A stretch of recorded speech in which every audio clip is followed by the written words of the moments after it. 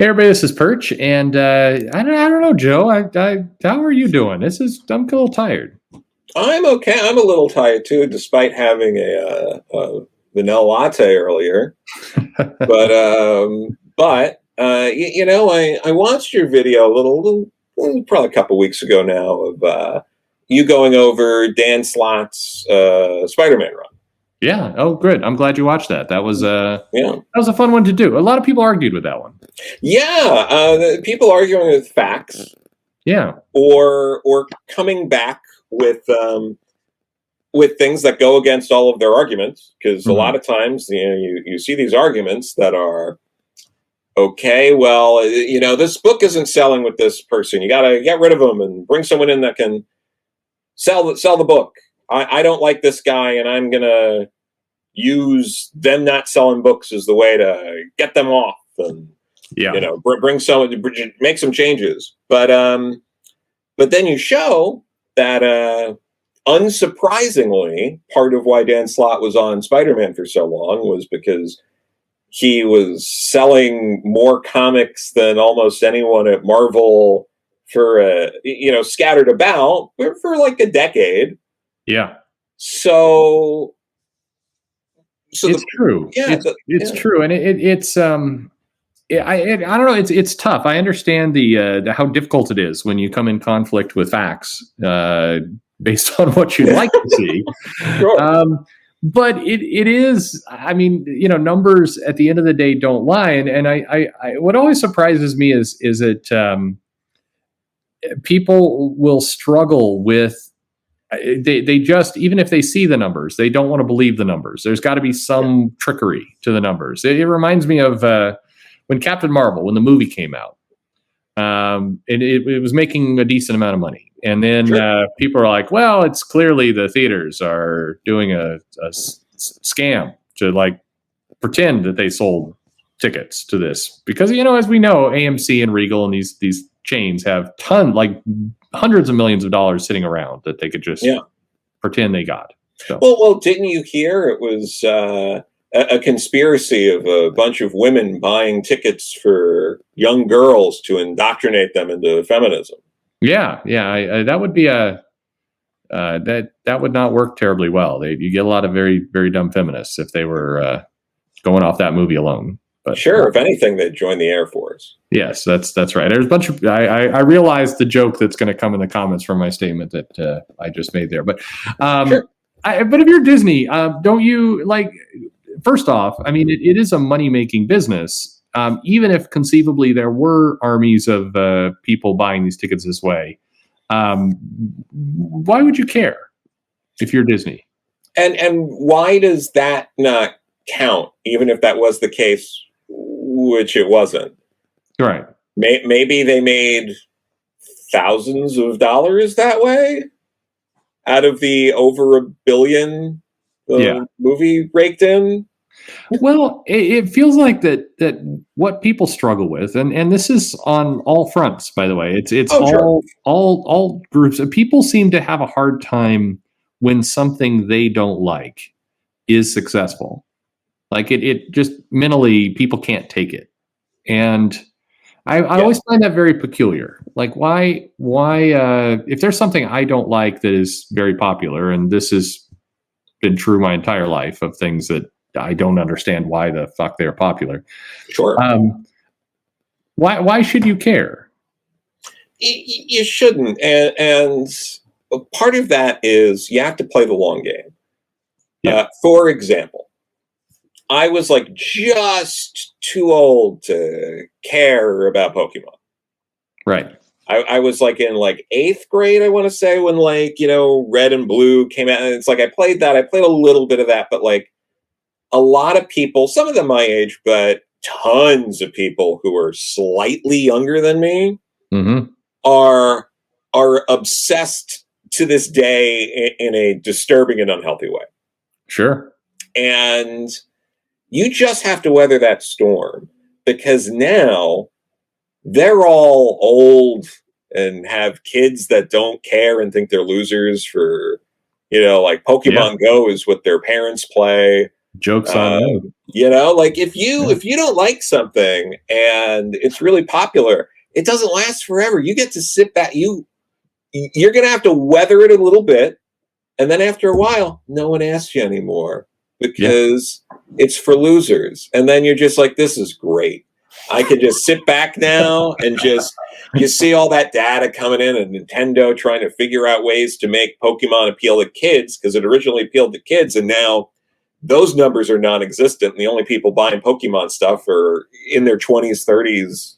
Yeah. So, it's difficult to navigate sometimes. I get it. I get the frustration, but you don't have to like popular things, and that's okay. And coming back to comics, it's like, look, I was frustrated by some of the things that Dan Slott did in his run too.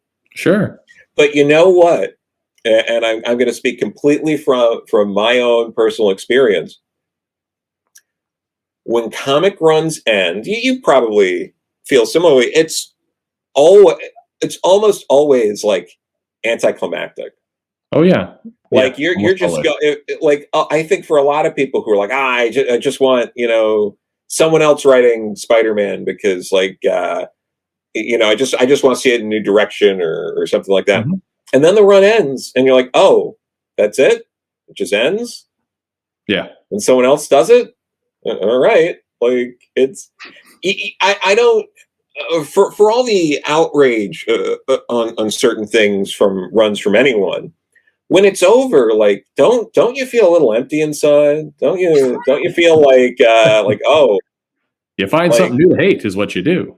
I guess so, but yeah, for anything, it's just like it's over. But then it's like, oh, it's it.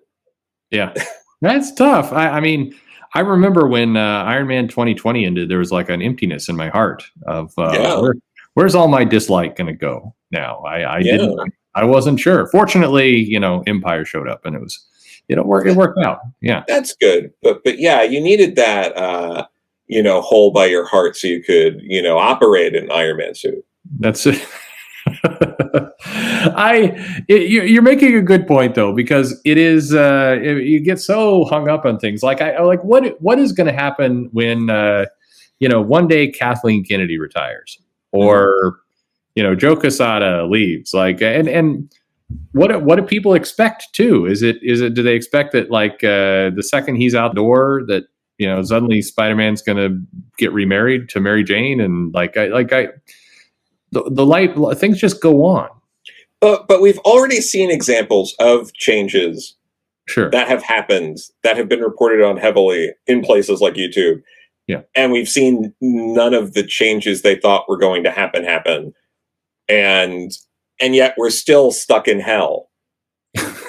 Because, I mean, we are stuck in hell. It's like there were people who were championing, oh, we're going to get rid of Axel Alonso and stuff. And it had, I hate to break this to people, people being mad about Marvel Comics on YouTube, in shops, on the street, yelling about them, had nothing to do with Axel getting axed. That had nothing to do with it. Yeah. And then he's gone, and then you get CB in there, and there's changes. Obviously, you get different creators. Like the things that change when an editor-in-chief or new editors come in is they use their contacts and not the previous editor's contacts. Yes. That's usually the bigger kind of changes. I mean, sure, there are some other minor things that maybe this and that'll happen, but a lot of it's dictated from above and below. Yep. So there's only so much there. Well, I mean, we saw Dan Didio leave. Sure. And there was a parade. Oh yeah. And then we saw several more kind of weird little iterations of DC. And we saw them leave Diamond, and there was another parade. Yeah. And then we saw them go to their own thing, and then death metal is and then future stuff. I mean, it's been an interesting journey of different things being played. But Sure. if you look at the long game, is the Marvel Comics of 2021 sizably different than the Marvel Comics of 2016? It's been 5 years. Yeah. We've seen changes in personnel, and creators have come and creators have gone. People were really angry about are now gone from the company. They're doing completely other things. Yeah. No. And yeah. are people happy? Or are we kind of just still in hell?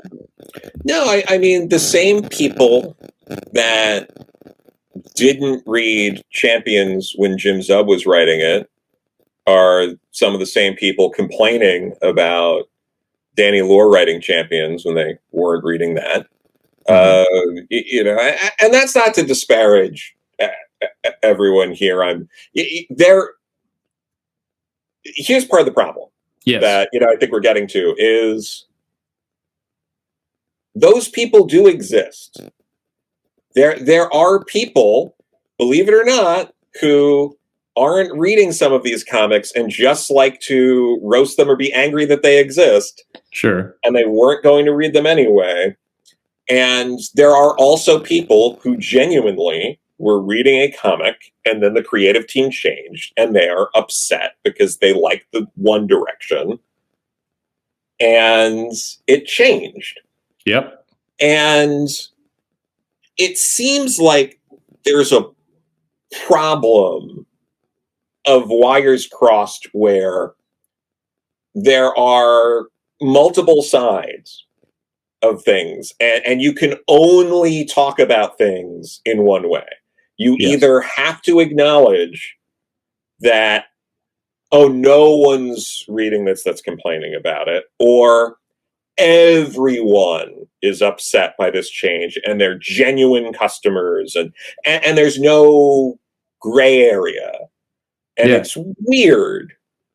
No, it's true. I mean, you try and lay out kind of the different pieces, but when you talk in such extremes, and I think the worst part about it all is that if you go into a comic shop and you just look at what's selling and moving on the shelf, that whole reality of actual sales and what's being read and what's being done seems completely divorced from all of this. It's yet a completely different world entirely. Yeah. I don't know. And then you just go to shops, and we've had these conversations. Yep. When you go to a shop, and we talked about this with Jim Zub a bit. We did. I think on the interview that if it's not out already, it's going to be out soon. Spoilers. But that idea of like the discourse in a shop, you'd get people who could just be like, "That comic sucks." Yeah. And that's it. There's no people coming out from around the counter being like, whoa, you're a horrible person for thinking this sucks. You know, like, and you get like little squabbles and stuff. Like, yes, there would be some times in shops where people have, you know, heated discussions because someone's disparaging a comic and another regular's in there who loves it and like that. But even in those cases, I feel are so far and few between. Yeah. Oh, yeah. In a way where it's the exact opposite on social media, where it's so rare that someone's just like, I don't like this comic very much. And someone else is like, that's okay. Exactly. I'm thinking back to all the fights that have occurred in the comic shop, and you know, the people there's nobody really coming to blows in the shop. The arguments would be very passionate. People would argue that, you know, is the Hulk stronger than Thor, and a fierce battle would commence. But there was no sense that there was nobody. It's funny. People are arguing like they need to be right. Yeah. But they weren't arguing to prove the other person wrong, if that makes any sense. It's like, it's more, no, for sure. It's a whole different tone. And generally people in the shop seem very comfortable with other people spending their money however they're spending it. They just nobody's like, you can't buy that, you fucking idiot. There was none of that. It just nobody sat by the register and just barked at customers as they came up with their pile of comics and just like, let me see what you got there. Oh no, you fucking idiot. What are you buying that for? Nobody does that. Yeah. But on social media, you not only you have that, like this is terrible, but you also have the counter reaction of like, no, you're terrible. And it gets back to the kind of the where you started with Dan Slott and the numbers and everything else. And maybe it's just seeing the comics sell, but when you clearly have a popular comic in the shop and it's selling out or it's moving briskly, nobody is sitting there kind of believing that the people buying these comics are a secret agent that are trying to. People are accepting the fact that I don't like that, but other people are, and I guess I want this comic shop to stay in business, so I'm glad somebody's buying it.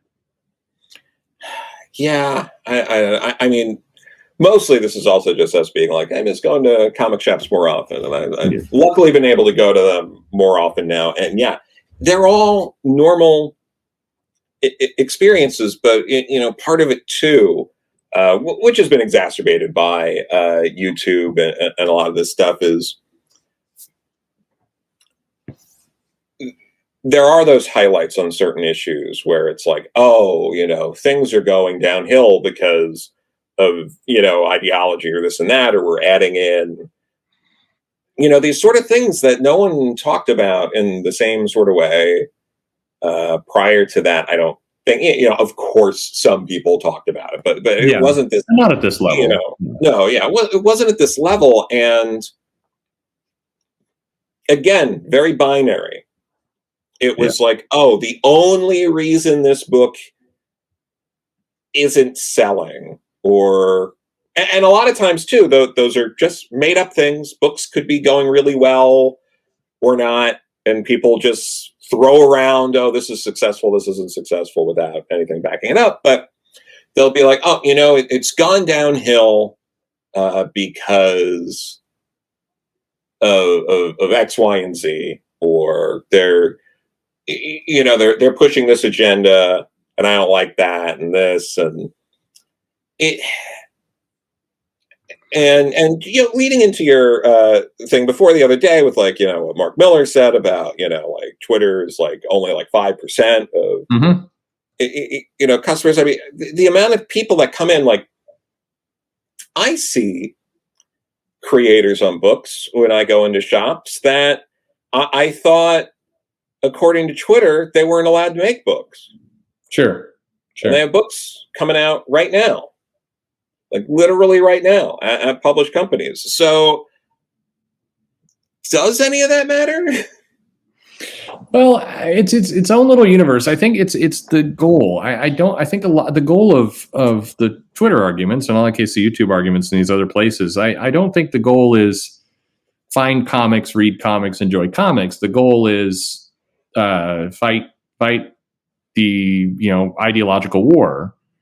And all sides are fighting it, and maybe people are successful. I don't know, and I guess I don't really care. No. If that's how people want to spend their time, they're welcome to it. I mean, if it's entertaining you, go nuts, literally. But it all feels very. It's a completely different battle. I think it has very little to do with comics. I think comics are just the backdrop. I think you can very easily swap out comics for Star Wars or for, or for politics or for sports or whatever people want to bitch about. Sure. Yeah. And another binary that comes out of that too is you then get the responses of either you have to fight this war and be negative about these things, and you have to stand up for that, or that's not right. We have to try to be more positive. But it's never actually about trying to be more positive. It's about only saying nice things about everything. Exactly. Yeah. I've had that hit me too of the, well, you should do more videos, do more stuff that's positive. But it's not but we'll review a comic. We'll do a dry kind of explanation about, how overships work or something like that. That's not what they're looking for. They're just looking for praise. Yeah. Just pure praise. And I'm not sure what good that's doing anybody either, to be honest. Yeah, it's like, can't we just be ourselves and not like it's sad that everyone is not everyone. Don't get up, not everyone, but that we're talking about you, Mumbles. Yeah, we're no, he's going to report this video now. Anyway, so you get you get people who get caught up in that, and God, it's like you watch people want to praise everybody, in comics, whether they're YouTubers or creators or gigantic fans who are very active. Right. So you get people who are overly praising certain people who will also sometimes behind the scenes or sometimes not behind the scenes based on what they're liking or other things like that don't actually feel the way they feel. Sure. And then they also push back hard on people who show any level of dislike in a thing they might like. And then these people also all end up having deep insecurities and think everyone's lying to them and don't actually like their work or their reviews or want to be their friend, even though they're a big fan and all that stuff. Yeah. Which comes from the fact that they're lying about things. I can't tell you how many times there's been somebody who's posted something like what you said, like, oh, I need to pick me up. I'm feeling kind of down. I'll bet nobody likes my work. They're very openly, publicly stating this stuff. Yeah. And then people will come around and I think they're like, oh no, you're the greatest. You're the best. We love you. You're doing wonderful work. It's so exciting and everything else. And it's like, oh, thank you. I needed that today. But these same people who are doing this kind of cycle, behind the scenes are shitting all over their peers and the books, or openly saying like, I'm not going to read that. That's crap. And it's this crazy cycle of what are you doing here? Like, why, maybe if you're just more upfront with stuff and just open about what you liked and didn't like, you didn't have to put heat behind it. You can just say, nobody's going to like everything. I don't like the current Hellfire Gala. I don't want all those people destroyed. I just don't care to read that thing over and over again because that doesn't interest me. But other people may, and good for you. But I don't think my dislike of it is something that needs like defense. Jerry Duggan is got a career. He's written some things I liked. He's written some things I do not like, and that's true for everyone. Every creator, I could say that about. Written some stuff you like, some stuff I didn't like. But if I didn't like it, you don't need to defend yourself. I just didn't like this particular book. You're good. I'll give you another try later. But that is rational. Because when you think of it, because the opposite of that, when you're thinking about how insane it is when people push back against that stuff, would be like someone saying, like, every issue that Dan Slott wrote of Amazing Spider-Man was equally as good quality-wise as every other issue. Not a single issue was a little better or a little worse. Right. And that is impossible. Yes, that's stupid. There are runs I absolutely love that I might still read the whole run beginning to end. That doesn't mean I think every issue is the greatest issue in that run. There's that Christmas issue of James Robinson's Starman where he's like helping out Santa for that issue, and it's like it's fine. I'm not going to put that as like a high watermark for the series as a whole. Like, I did a review for Thanksgiving of the JSA Thanksgiving issue that Jeff Johns wrote. Yeah, it was dumb. It Yeah. was a dumb issue. I mean, it was campy and I mean charming, I guess, for some people. But he did other storylines in JSA that were powerful, thought provoking, great. I will always remember great comics Jeff Johns did in this run. That one was kind of stupid. That's okay. You're saying, you're making a great point, because it is insanity to. I always am sketchy about people who will say things like, well, I can't possibly sort these issues out of the best and the worst in a run. I've asked people, it's like, what's the high point, the low point of a run? And not almost everyone can do that if they just think hard enough of which comic they like the best and like the least out of a run. Everybody's doing this all the time. I mean, we have lists of Star Wars movies. Which one's your favorite? Which one's your least favorite? No rational human being. I mean, imagine a conversation with somebody where you say, hey, what's your favorite and least favorite Star Wars movie? And somebody comes in and going, they're all equally exactly the same of great. Yes. You would think to yourself, this is a crazy person who I'm not going to leave alone with my children. Yeah. Or how did Kathleen Kennedy get into my home? Yeah. there you go. You know, but no, it's but she's going to be fired any day now. Oh yeah, and any day. Just wait for it. The no, Kathleen this is just audio. No one was seeing me winking. No, that's too bad. But and what was it? There's plenty of stupid issues of Claremont's X-Men. Like one of the Cochran ones early on, where a bunch of them got like tricked into working at like the circus or whatever. That's kind of stupid. Yeah, that was not. I mean, that's not. Any reasonable person should be able to take the Circus arc and the Dark Phoenix arc and say one of these is better than the other. I think. I hope. Huge fan of Claremont. I liked Fall of the Mutants better than Mutant Massacre and much better than Inferno. Yeah, I'm with you there. That's an interesting era, and Fall Mutants for me was a highlight. But yeah. I think we're setting these weird expectations where you have to love everything or you have to hate everything, or arguments will ensue, and that's a irrational, crazy. And it's why I think we get to this place where people take a look at the Dan Slott run of Spider-Man and go, well, he should have been fired. He was driving the comic into the ground. Yeah, and they're not true. And and there are still people to this day. I know it's shocking, depending on people you listen to on YouTube or podcasts or anything, but there are actually people who do enjoy and defend that run. Sure. It's I know it might be shocking to some people that not everyone agrees with everything, but let me go the opposite direction here. Sure. I'm curious about this. So is everything that Orson Scott Card writes terrible?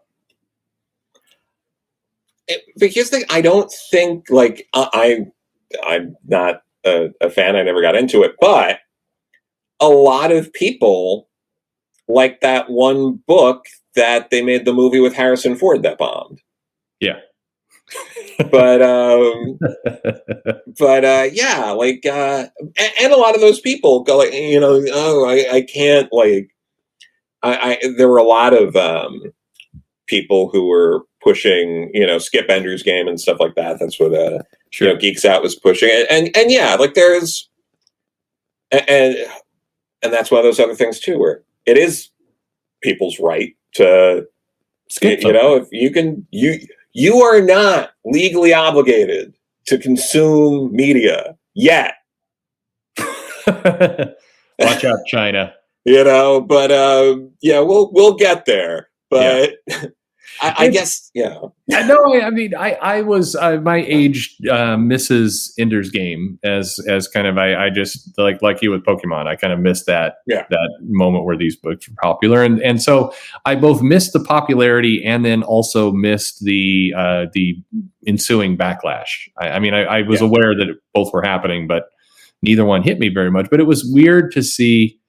like there was a period of time where those books, and that book was like, this is the best science fiction book maybe of all time. And then this is the biggest monster of all time. And to see things swing around, and what the result of this was a underperforming movie.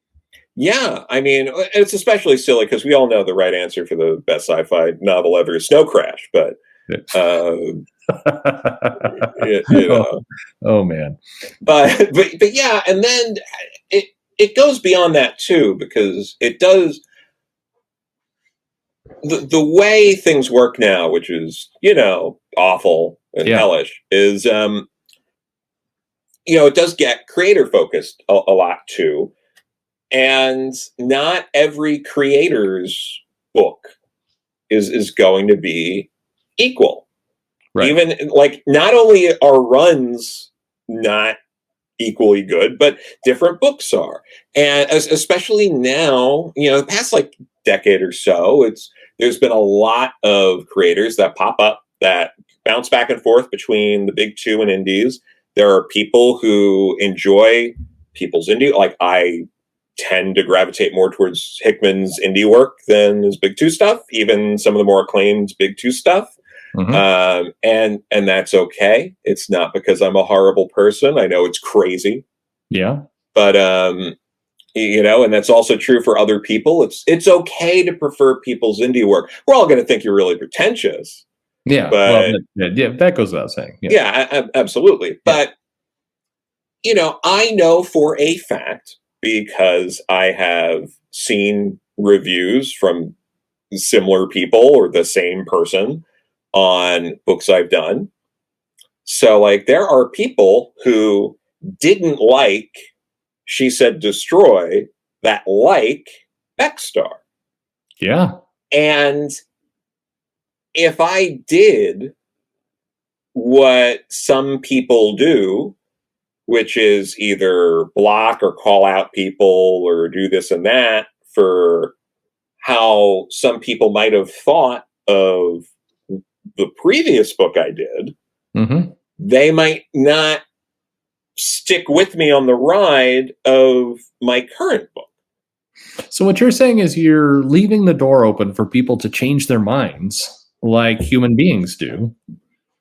And that's advantageous to you from a business perspective. You know, when you put it that way, it sounds like it sounds smart. Yeah. You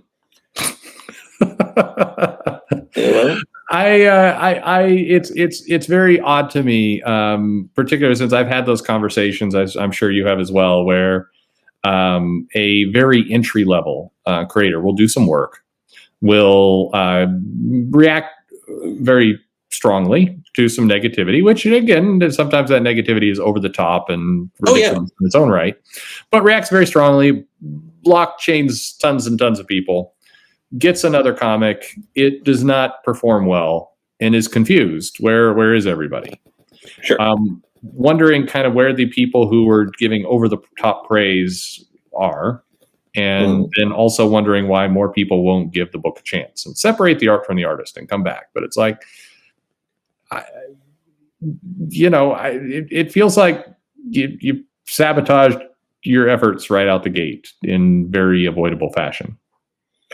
Sure. And to kind of reiterate, just a couple of things here is not trying to contradict ourselves here, because I know earlier mentioned the only 95% of comic fans, like only 5% of comic fans are Twitter, stuff like that. But you know the interesting thing about that stat that I think people are under missing right now, and I apologize for cutting off. It'll play into it. No, please. Indie work, entry work, does skew much heavier to an online social media presence than when you're more successful. The more successful you are, the bigger context, the machine of marketing that the big two and larger companies put into it make what you do online far less relevant. The 5% that is of Twitter users are reading comics is pretty accurate for Marvel. I would argue for some of these indie books and some of the stuff where maybe you're schlepping it yourself, there your audience is probably well over 50%. that you're getting from your profile, because that's the only way to catch them. But anyway, sorry, I didn't mean to. No, you're fine. And that's great. I think, in part of that too, where I was also going is that's not counting retailers. Right. And, you might, if you ended up blocking, in some cases, hundreds of retailers. Yeah, which some people have. That might hurt you more if they're doing certain things than anything else, really. I mean, if you're like, I'm so confused why people aren't ordering this book, because a lot of times when it comes to an indie book, like you're just saying, I mean, there isn't that same kind of buzz generated where people are, knocking down the door being like, you got to order this book. Right. And if they don't order it at all, that buzz doesn't get generated in their store. Right. It's one thing if, oh, yeah, we'll order your indie book and we'll order 3 copies, and then it sells out. And then they're like, oh, order 5 more. And then it sells out. Yep. And then like maybe you start building up an audience there, but you kind of, you can, cut yourself down at the knees there if you're, going about it. Yeah. Going about things in that kind of way, when it's like, because again, it all just goes back to people might really hate something you do, and then they might really like the next thing you do. And yep, there are examples of that from, people where like, look, I get it. You don't care. You don't trust this person coming back around or whatever. And that's fine. Everyone can point to like examples like that, but there are also infinitely more people who just don't care about one thing you do, and then they like the next thing. And if you write them off too quickly because maybe the review was a little too flippant. Some comic reviews are very flippant. Yep, for sure. But that doesn't mean that the next book you do, or sometimes even the next issue, doesn't win them over. No, I think, Nick Spencer was battered online because of his feelings about Trump when Trump won. And he had done that Secret Empire book that was not critically acclaimed, let's just say. Yeah, that's nice. Yeah. And a lot of people were very much like, this guy is done. There were videos about how he's going to get run out of the industry and everything else. And then he takes over Spider-Man from Dan Slott. Yeah. He, in his first issue, has Peter making out with Mary Jane. And remarkably, you hear very little negativity about Nick Spencer these days. Like, none. Now, granted, he's a ghost on social media, and that's probably in his own best interest. So good for him. Yeah. But it is your point. It's like there were people who hated that guy. Like, I will never buy anything again. Fuck that guy forever. And the comic's doing quite well. He's actually improved numbers over Slott. Yeah. It's yeah. I mean, it does happen. Sometimes people speak very hyperbolically, but if I guarantee you there are people who said that about like Spider-Man, I'm never going to buy a Dan Slott comic again, who might be enjoying his Fantastic Four run right now. Yeah. That's very possible. Well, for sure. Yeah, I mean, based on the sales, I think there's people who were who are enjoying his Spider-Man book, who are not enjoying his Fantastic Four. Like it's absolutely. Just because they loved one, they didn't carry over to the other. But what we're talking about is like normal stuff that any normal human being who's been to a grocery store can figure out.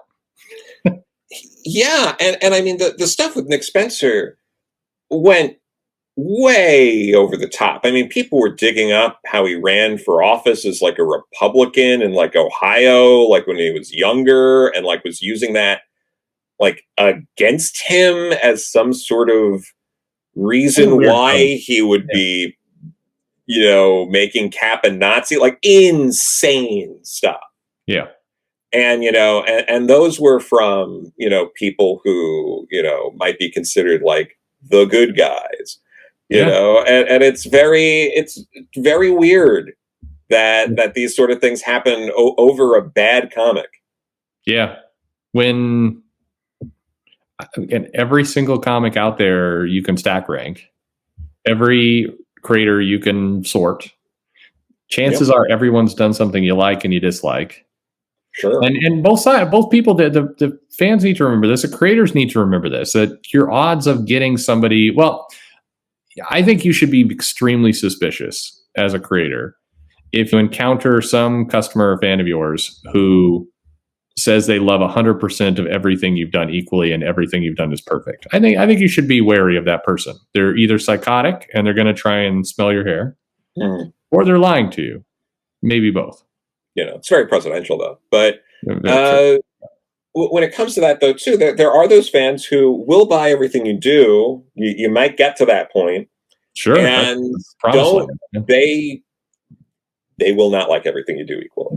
They want to support you. Sometimes they even buy books to support you and won't read them. Yeah. They don't like it, but they're gonna support you. Sometimes people have like a channel, and even though some of the videos are garbage, they still hit like, even though they don't like what the video is being said. Yeah. Or dislike, even if they don't listen to the video. Yeah, that too. But yeah, there are some channels where I really like the person that does it, and I'll hit like every time. And then there's people where it doesn't even cross my mind. I never hit like, and it's nothing against them. It's just it's good. Why would you? You're making a gray button blue on YouTube. I don't know what you're doing with your life. Yeah, it's I don't know. Comics are weird. People are weirder, I guess. Is where this is going. They're weirder online. I don't know. It's still baffling. I wish more people should just get to the comic shop. None of this kind of nonsense happens in the comic shop. Not like this. Yeah. It's like go to a comic shop and enjoy that. Get into like reading groups. Sure. You get a little bit of that on YouTube. You'll get like I'm not to toot our horn here, but like I hope sometimes when we do a retrospective, and we see it sometimes, people will go out and buy the comic and read it. Like that's good stuff. Like go do that. If you have friends and like you make a Discord channel, if you're not going out, or maybe you're in a place where you just don't have comic fans, and like get like a reading group going. Sure. And that way, so you can all discuss stuff and be on the same page on things, and kind of be like, oh, I like this, I didn't like this. And like, we have to learn how to be human beings again. We do. I think that's the lesson coming out of the pandemic, is that we do need people to learn how to be human again. There's, if you do get into one of these discussion groups and you're talking with somebody and they don't like a book that you like, you don't need to spit in their mouth. It's okay. No. You can just find out the reasons why you feel differently, unless you're into that. And then maybe that's a different kind of group you've gotten yourself into. I don't know. That's a different Discord channel completely. but no, it's but it is true. It's just like how I'm sure we're going to be flooded with comments of like, you two are just babbling on about blah blah blah, which is true. True. Yes, this is definitely one of those. But you don't have to tell us that. No, we know. Look, and based on the comments, I'm aware that next year I am going to get replaced by a younger and more dynamic host who is much funnier and better. I really hope that in time we'll stop caring about every little superficial little thing. I do wish some of the silliness will go away. And that's a whole other video. Just getting media to stop trying to be like, you should buy this thing, not for the story or this and that, but like, we kind of did something that some people might think is good. I just want to read something good for goodness sake. So that's why you should buy it. Just like all those movies that Disney's like, we are very progressive. Look at this lesbian kiss that we edited out in every other country. That is the whole reason you need to subscribe to Disney Plus, right? Sure. Is it my imagination, or is every movie they put out now claiming to feature the first ever out character? Seems to happen every year. There's new celebrating something like that, and it just makes me want someone to get a bunch of Dalmatians to knock Disney off a cliff. I love little cute doggies, but on that note, thank you. No one listens to the end of these videos. like and subscribe, you weirdos. Yeah, do it, or we're going to sick Kathleen Kennedy on you.